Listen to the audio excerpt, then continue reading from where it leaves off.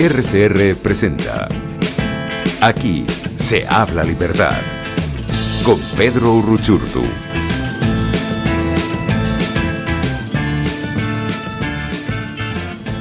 Muy buenos días, amigos, bienvenidos a otro Aquí se habla libertad, como todos los jueves, acompañándoles por la señal de Radio Caracas Radio. Un gusto poder estar en sintonía con ustedes y estar en contacto, llevándoles contenidos, información, análisis y, por supuesto, buenos contenidos de buena calidad. En la dirección general de la estación, Jaime Nestares; en la gerencia de producción, Willy Zarcaya; en la producción, Justo Navarro y Catherine Manzano; en los controles, José Gregorio González; y quien les saluda en la conducción, Pedro Uruchurtu. Recuerden además que pueden sintonizarnos a través de nuestros múltiples canales que nos ofrece Radio Caracas Radio, en Twitter, Periscope, @RCR750. También pueden hacerlo a través de nuestro canal de YouTube, @RCR750, y por supuesto a través de www.rcr750.com, donde pueden sintonizarnos en vivo, en video, y también pueden ver toda nuestra programación en diferido. Pueden hacerlo allí, pueden sintonizar toda nuestra programación 24/7, así que ahí también podemos estar en contacto. Y también recordarles que este programa llega, entre otros, gracias a Habibis Cakes, postres de calidad, buenos, bonitos y baratos, como decimos acá en Venezuela. Si usted está buscando un postre de calidad para una ocasión especial, si está buscando además múltiples presentaciones, sabores, todo lo que usted quiera en postres, para eventos, para lo que necesite, Habibis Cakes. Pueden seguirlos en Instagram, @Habibis_cakes, allí los siguen, pueden hacerle sus pedidos, e incluso si usted tiene una idea de un postre, ellos están listos para tomar su pedido y hacerlo realidad al mejor precio y con la mejor calidad, así que pueden seguirlos.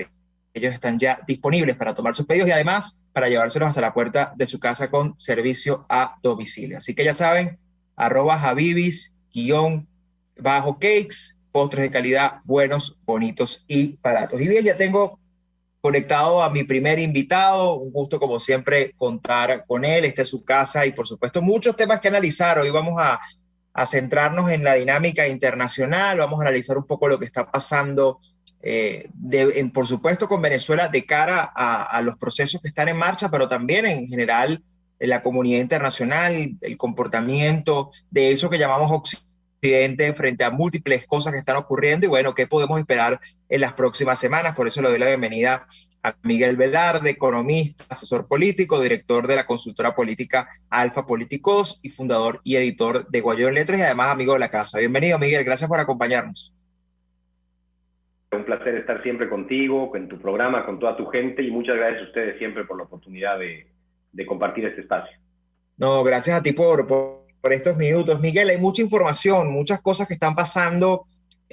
Incluso en este momento, mientras hablamos, Afganistán sigue siendo pues el centro de la noticia con esto que está ocurriendo a las afueras del aeropuerto, esta explosión, un ataque suicida, en fin, todo lo que está ocurriendo allá, pero más allá de lo que está ocurriendo concretamente allí, todavía muchos nos preguntamos qué ha pasado en términos de la respuesta de los gobiernos democráticos y de eso que se llama Occidente frente a lo que está pasando allí, que parece insólito que en pleno siglo XXI, en esta circunstancia, en este momento, estemos viendo prácticamente el avance desmedido, sin control alguno, de grupos que atentan contra lo que sea que piense distinto a ellos, como es el caso de los talibanes. Me gustaría comenzar con un poco tu lectura de cómo estás viendo el mundo posicionado en este momento y qué implicaciones puede tener esto, Miguel, en términos económicos, por ejemplo, porque todavía parece muy pronto para poder decir que esto, qué implicaciones va a tener, pero que las va a tener, las va a tener.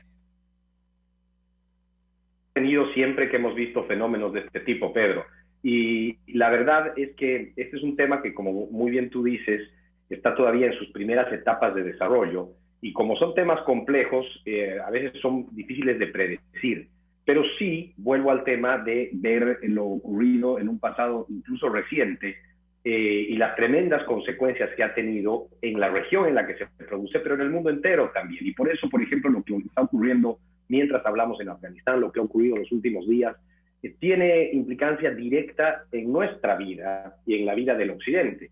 Y digo esto porque no solamente evidencia el fracaso de lo que ha sido esa lucha por vivir en cierta normalidad de esa zona del mundo, Esto tiene que ver también, y no podemos desconectarlo, del fracaso de lo que en su momento fue esa esperanzadora primavera árabe, de la que prácticamente no queda nada, por ejemplo. Todo el tema del Medio Oriente se está complicando cada vez más, 20 años después de ese tremendo atentado terrorista. No quiero decir que tenga relación directa todo el Medio Oriente con esto, pero sin duda hay grupos como el Talibán, como ISIS, que parecería ser el autor del atentado en el aeropuerto de Kabul de hace pocas horas, y otros grupos, como en su momento Al-Qaeda también, que no solamente han encontrado en algunos de estos lugares refugio, sino que siempre han mirado hacia Occidente como su posible víctima. Ahora, y con esto termino esta parte, ¿qué estamos viendo hoy? ¿Qué es lo que más preocupa? Estamos viendo el fracaso de Occidente en enfrentar y sobre todo en derrotar este tipo de movimientos que amenazan la seguridad, la libertad y la democracia del mundo entero, y eso quizá es resultado, y es lo que más nos preocupa, de una mezcla entre ingenuidad, de no saber en verdad a qué tipo de grupo se enfrenta Occidente en el mundo,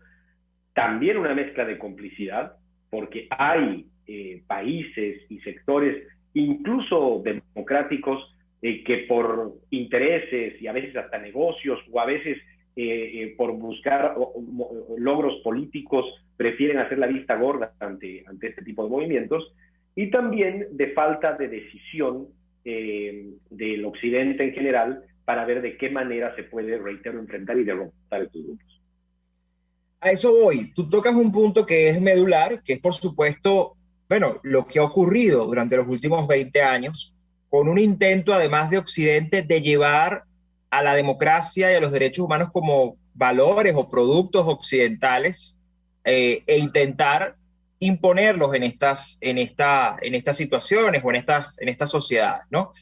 Obviamente ahí hay todo un debate, porque unos, por supuesto, se escudan en la cultura para justificar que allá se violen derechos humanos y justificar que se atende contra las mujeres y se haga todo lo horrible que ocurre y que nosotros como Occidente no deberíamos permitir y debemos condenar.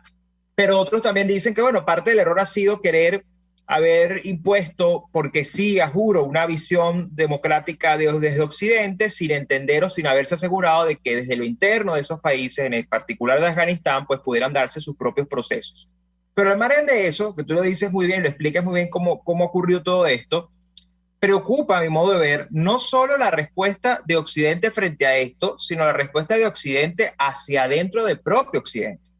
Porque dentro del propio Occidente, de lo que se conoce como Occidente, del hemisferio occidental, como lo queramos ubicar geográficamente hablando, se están dando dinámicas. Por supuesto, Venezuela allí está, pero casos como el de Nicaragua o casos como el de Cuba, que además para Estados Unidos, que esta nueva administración había dicho hasta el cansancio, con un eslogan de We are back, o sea, estamos de regreso en el mundo, y para mí pareciera que es todo lo contrario, pareciera que se pusieron de espaldas al mundo. Entonces, pareciera que al final ya esto no es un tema ni siquiera cultural o de civilización de Occidente versus Oriente, si lo quisiéramos ver, sino que es que los enemigos de Occidente están dentro del mismo Occidente y pareciera que no hay voluntad de responder efectivamente, y las pocas posibilidades o instrumentos para responder, pues ya queda claro que son insuficientes. ¿Qué lectura le das tú a esto, Miguel? Porque, ¿por qué cuesta tanto que quienes dicen defender la democracia como valor occidental, de quienes la promueven, de quienes dicen ser, bueno, Estados Unidos, el baluarte de la democracia y de la libertad de este hemisferio, hoy esté actuando como esté actuando? ¿Qué los imposibilita? ¿Basta con situar esto solamente como un tema del contexto de la pandemia o es un tema realmente de no comprender qué se está enfrentando? ¿Cómo lo ves tú? Yo creo que incluso creyendo, porque creo que hay que creer que, por ejemplo, Estados Unidos defiende el valor de la democracia y de la libertad, lo que también creo es que no están del todo dispuestos a pagar el costo que esa defensa muchas veces implica. Y eso los deja a medio camino, porque a veces si tú decides y dices luchar por ciertos valores, tienes que estar dispuesto a dar todo por preservarlos. Y como lo hacen los talibanes, por ejemplo. Como lo hacen todos quienes demuestran que están dispuestos muchas veces a dar hasta la vida por los valores, más allá de que sean equivocados en nuestra visión, que ellos defienden. Ahora, generalmente se imponen quienes están dispuestos a dar mucho más por la lucha que están luchando. Y esa es una gran debilidad de Estados Unidos y de Occidente en general. Lo hemos visto, quiero retomar tu punto, en la propia región. Yo no dudo que la gran mayoría de los países democráticos de la región defiendan esos valores, defiendan la libertad y hayan apostado a lograr la democracia y la libertad en Venezuela. Ahora, lo que se ha demostrado en el último tiempo, sobre todo, es que no todos, o mejor dicho, casi ninguno está dispuesto a apostar y a pagar el costo que quizás eso implica. Y eso es un dilema tremendo, es muy complicado, porque si no se parte del punto, hay dos cosas que hay que analizar que quiero compartirlas contigo. Si no se parte del punto de que si no estás dispuesto a darlo todo, o por lo menos a arriesgar todo para lograr el objetivo que defiendes, lo mejor quizás sería que lo intentes, porque lo más probable es que no lo logres y que de paso también termines pagando un costo alto. Y la segunda variable que quiero analizar, Pedro, contigo, y lo leí en un artículo ayer, que no recuerdo el autor lamentablemente ahorita, pero hablaba sobre el tema de quienes pensamos y defendemos la democracia, las libertades, y la izquierda, ¿no? Y el error que nosotros cometemos como liberales a veces en la lucha, en el debate contra la izquierda. Porque la vemos, decía el artículo, como esa izquierda que quizá en un momento sí existió, que estaban convencidos de sus ideas, que buscaban convencerte a ti, y la gran lucha de ideas que tú tenías que dar era para tratar de demostrarles a ellos que estaban equivocados y que tus ideas eran las correctas. Y ese artículo decía, esa izquierda ya no existe ahora. El error que estamos cometiendo es que nosotros que estamos queriendo convencer de que nuestras ideas son mejores a una gente que sabe que sus ideas no son buenas, que las está utilizando y nos está manipulando, y nosotros lo estamos queriendo convencer de que es mejor una democracia liberal y una economía abierta a gente que sabe que tenemos la razón, pero su objetivo no es buscar una mejor situación para todos, como es el nuestro. Su objetivo es llegar al poder, eternizarse en él y además destruir a cualquiera de nosotros que piensa diferente. Y es por eso que es un debate desigual, es por eso que es una lucha desigual, porque nosotros estamos entrando, haciendo la analogía que tanto me gusta el fútbol, a una cancha con 11 jugadores, esperando que nuestro arquero sea el único que use las manos y explicándoles a ellos por qué se debe jugar así, y ellos entran 50, agarran la pelota con la mano y de paso te sacan de la cancha.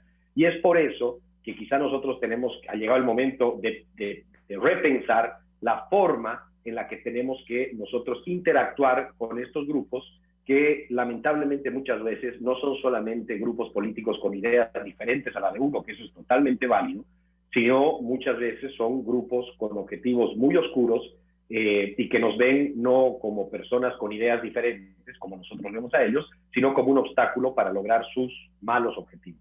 Sí, de hecho, allí hay varios elementos, ¿no? Y me gusta mucho ese análisis que tú haces porque ahí hay como varios elementos. Uno, está por supuesto la dimensión ideológica, doctrinaria, que al final para estos grupos no es más que una fachada, se ha convertido en eso. Probablemente la izquierda del pasado era mucho más convencida y sus luchas tenían que ver mucho más con unos valores por los que luchaban para intentar que gobernaran esos valores.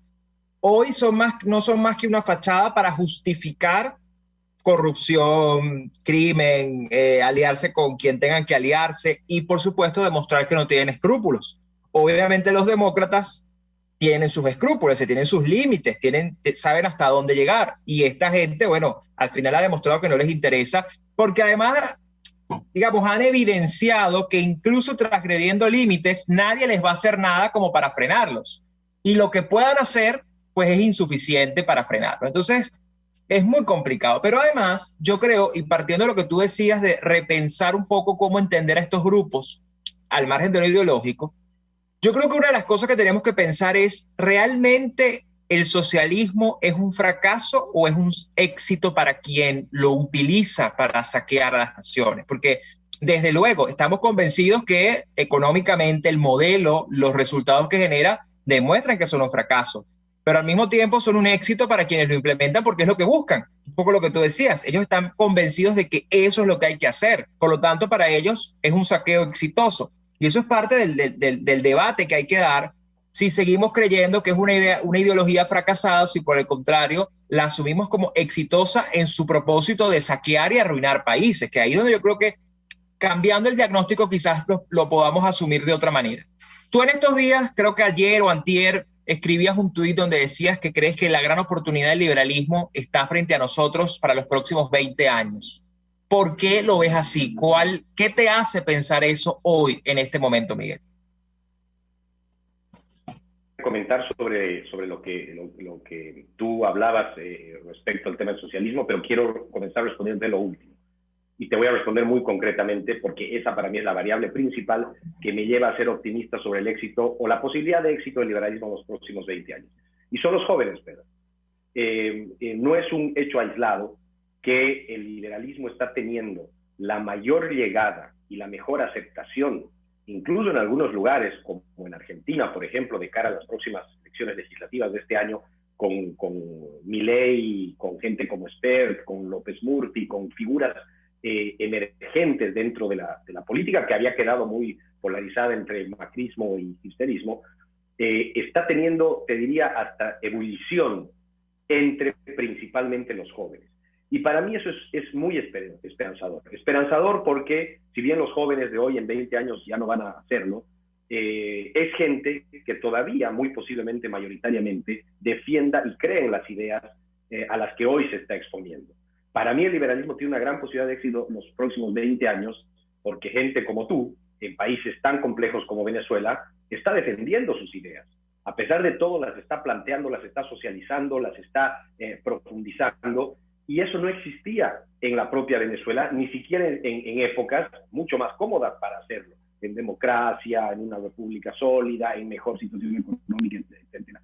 Y yo creo que hasta en lugares como la propia Cuba, que está en una grave situación de más de 6 décadas, hoy hay jóvenes, lo hemos visto en las protestas de hace pocas semanas, que están empezando a pensar y a defender, incluso están dispuestos a luchar por valores de libertad, de apertura, que ni siquiera ellos en su propia vida han conocido, porque han nacido ya en medio de esta terrible dictadura cubana. Y por eso yo soy muy optimista, porque por lo menos se está sembrando, se está prendiendo la primera chispa de algo que yo creo que puede ser en efervescencia el futuro de nuestra región. Ahora, no quiero dejar de tocar el tema que tocaba sobre si el socialismo es en verdad un fracaso o un éxito.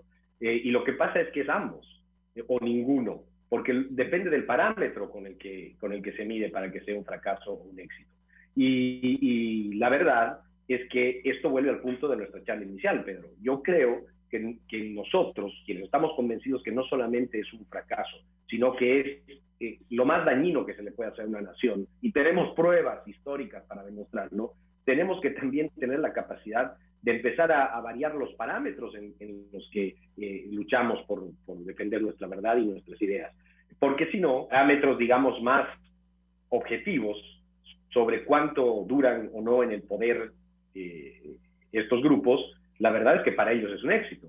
Porque si nosotros pensamos en que a ellos no les interesa que la gente viva mejor, pero les interesa estar ellos mejor y estar todavía en el poder, bueno, hay muchos de ellos que lo están. Y por eso para mí, y con esto termino esta última, pero no quiero dejar de tocar este tema, porque tú lo mencionabas, para mí lo más, si me preguntan qué es lo más grave que en el actual contexto está pasando en la región, yo no diría que es Cuba, a pesar de lo tremendo que todavía pasa ahí tantos años. Ni siquiera diría que es lo de Venezuela, con lo profundo de la grave crisis que existe allá. Sino para mí lo más tremendo es lo que pasa en Nicaragua. Porque Nicaragua en las últimas semanas se ha probado algo de lo que ellos están cada vez más convencidos, y es que no necesitan careta, no necesitan máscara. Es un país que en los últimos pocos meses ha tomado la decisión de decir, ¿saben qué? Hago lo que me da la gana y a ver qué pasa. Y no pasa nada. Y eso para mí es lo más grave, no por lo que ya pasa en Nicaragua, en Cuba o en Venezuela, sino para el mensaje que se da a grupos similares en países todavía democráticos en la región, de decirles, ustedes échenle para adelante, que nadie hace nada y solamente declaran y en el peor escenario mandan un comunicado de condena. Así es, y esto además de cara a un contexto, lo hemos hablado incluso en ocasiones anteriores, a un contexto electoral para América Latina, que bueno, muy probablemente estas ideas ganen terreno, ¿no? Y puedan llegar al poder en Chile, puedan llegar al poder en Colombia, en Brasil, ni hablar, que además creo que Brasil, en Perú, acaba de pasar en Perú, y es eso, ¿no? Es un poco ¿para qué tener careta si al final da igual tenerla o no? Nadie hace nada. Entonces, para demostrar algo que no soy, prefiero mostrar lo que soy y hacer lo que me dé la gana. Y es terrible, como dices tú. Y a eso voy, y eso lo quiero conectar, Miguel, ya en esta última parte de la conversación. Quiero conectarlo con el tema Venezuela, pero no tanto hacia lo interno de lo que está ocurriendo en la disputa, que parece además ya como un círculo vicioso, ¿no? Estar en este proceso, está pensando en otra vez en la ruta electoral, si hay abstención, si no hay abstención, un absurdo, que todos sabemos por qué es un absurdo, porque al final allí no puede haber abstención donde no hay elección. Pero sí sobre la dinámica de Venezuela hacia afuera, sobre todo con lo que está pasando en México, y sobre todo con un tema que tú como economista digamos, conoces, manejas, que es el tema de los incentivos, ¿no? Desde el punto de vista de lo que afecta a regímenes como el venezolano, que todos sabemos que entre esas cosas que afectan están las sanciones. Pero hemos visto en los últimos días un discurso prácticamente, un viraje del discurso en muchos actores que hasta ayer no solo defendían el discurso de la presión y de las sanciones y no solo las promovían, sino que ahora entonces el viraje es decir que han hecho daño y que es peligroso y que todo como preparando el terreno bueno, intentar desmontar estas sanciones. E incluso ya se han filtrado algunas informaciones. Estados Unidos podría estar pensando en eliminar ciertas sanciones que prohíben los vuelos directos a Venezuela o que prohíbe que esté aquí la embajada funcionando. Muchos no terminan de entender que el régimen lo único que necesita es que le levanten las sanciones. El régimen no está buscando ninguna otra cosa. El régimen lo que quiere es que le quiten las sanciones. Muchos pudieran decir, Miguel, que las sanciones no son efectivas, no han funcionado. Y bueno, uno pudiera pensar que no han funcionado por sí solas en un ámbito quizás general, pero sí han tenido éxitos muy puntuales en ciertas dinámicas del régimen. Ahora, también es cierto que las sanciones por sí solas no pueden ser 100% efectivas si no van acompañadas de otra serie de medidas en diferentes ámbitos, político, diplomático, en fin. ¿Por qué, para el que nos escucha, por qué es importante para el régimen desmontar las sanciones? ¿Por qué para ellos es algo que los afecta? Porque mucha gente no termina de entender y piensa que es que el hecho de que no tenga plata en el bolsillo es culpa de las sanciones, porque el régimen es lo que ha querido decir y vender, y ahora hay un discurso dentro de la propia oposición que pretende decirlo. ¿Por qué realmente las sanciones sí han funcionado y son un problema para el régimen? ¿Por qué quieren desmontarlas? Clara de que han sido efectivas contra el régimen chavista es que ese es el gran punto del régimen chavista en esta nueva ronda de diálogos y negociación, y lo es desde hace varios meses ya. La gran bandera y el gran objetivo del chavismo es levantar las sanciones, y ese no sería si es que no fueran en efecto efectivas contra ellos. Ahora, voy a volver a la analogía del fútbol. Es como perder 2-1, el objetivo era ganar, obviamente, y sacar la conclusión de que, bueno, lo mejor era no meter un gol, porque perdimos. Y es así como algunos pretenden hoy criticar las sanciones, porque en efecto no han logrado el objetivo mayor, que era salir de la dictadura y recuperar la democracia en Venezuela. Pero no sé cómo enlazan eso con que las sanciones no son efectivas. Ahora, obviamente, no han sido efectivas solas las sanciones, como ese único gol no ha sido suficiente para ganarle a quien te metió 2. Pero eso no quiere decir que no sean efectivas o no deban haber sido parte de algo superior. Lo grave, yo espero que sea solamente manipulación y cinismo de quienes lo dicen, y que no haya mucha gente que en verdad crea eso que está diciendo, porque sería todavía mucho más grave, creo yo.